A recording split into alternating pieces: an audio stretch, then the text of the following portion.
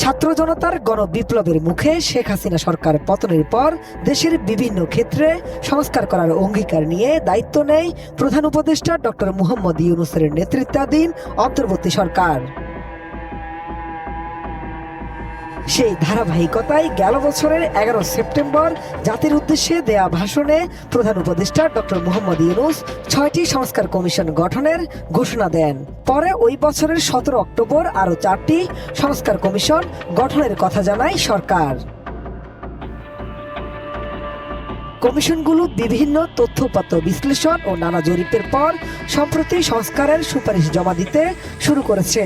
এর মধ্যে একটিতে দেশের পুরাতন 4টি বিভাগের সীমানাকে 4টি প্রদেশে বিভক্ত করে প্রাদেশিক শাসন ব্যবস্থা চালু করার সুপারিশ করেছে জনপ্রশাসন সংস্কার কমিশন। 5 ফেব্রুয়ারি এই সংক্রান্ত সুপারিশ প্রধান উপদেষ্টা ডক্টর মুহাম্মদ ইউনূসের কাছেও জমা দিয়েছেন জনপ্রশাসন সংস্কার কমিশনের প্রধান আব্দুল মুঈদ চৌধুরী, যেখানে বলা হয়েছে জনসংখ্যা বৃদ্ধি পাওয়া এবং সরকারের কার্যপরিধি সুবিস্তৃত হওয়ার ফলে বর্তমান মধ্য প্রশাসনিক ও স্থানীয় সরকার কাঠামো যথেষ্ট বলে প্রতীয়মান হয় না। অন্যদিকে মেয়াদী এককেন্দ্রিক ব্যবস্থায় মন্ত্রণালয় পর্যায়ে খুঁটিনাটি বহু কাজ সম্পাদন করা হয়।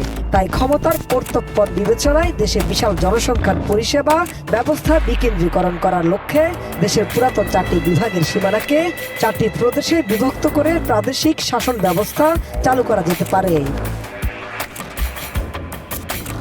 সংস্কার কমিশনের প্রতিবেদনে আরও বলা হয়েছে, এককেন্দ্রিক সরকারের পক্ষে ক্ষমতা কেন্দ্রীভূত করার সুযোগ হ্রাস পাবে, পাশাপাশি চাপ কমবে ঢাকা শহরের উপর।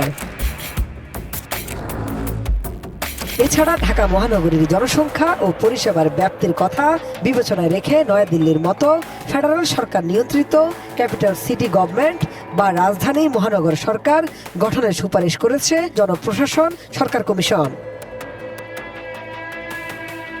এ নিয়ে ওই দিন প্রধান উপদেষ্টার প্রেস উইং থেকেও কথা বলা হয়। তারাও জনপ্রশাসন সংস্কার কমিশনের অন্যান্য সুপারিশগুলো তুলে ধরেন। দেশটাকে 4টা প্রদেশে ভাগ করার সুপারিশ করা হয়েছে।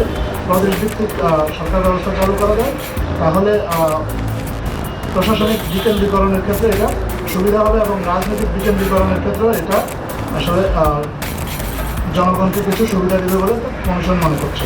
কুমিল্লা এবং ফরিদপুরকে ওনারা বিভাগ করার কথা বলেছেন। ভূমি রেজিস্ট্রেশনকে আইন মন্ত্রণালয় থেকে সরিয়ে ওনারা ভূমি মন্ত্রণালয়ের সাথে একীভূত করার সুপারিশ করেছেন। এদিকে সংস্কার কমিশনের সুপারিশ বাস্তবায়ন হলে ঢাকায় কি রাজধানী থাকছে নাকি নতুন কোনো নামে হবে রাজধানী, এমন প্রশ্ন সাধারণ মানুষের মাঝে।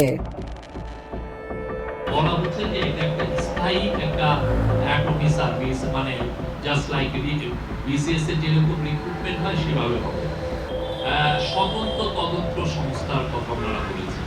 আপনারা জানেন যে বাংলাদেশে যে ক্রাইম যেগুলো হয় সেগুলো সাধারণত পুলিশ তদন্ত করে।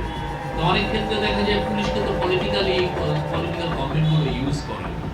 এই ঐক্যমত যেটা হবে, কনসেনসাসে যেটা রিচ হবে, সেটাই সবাই সাইন করবে, পলিটিক্যাল পার্টি করবে, এবং সাইন করার পরে যেটা দাঁড়াবে সেটাই হবে জুলাই চার্টার।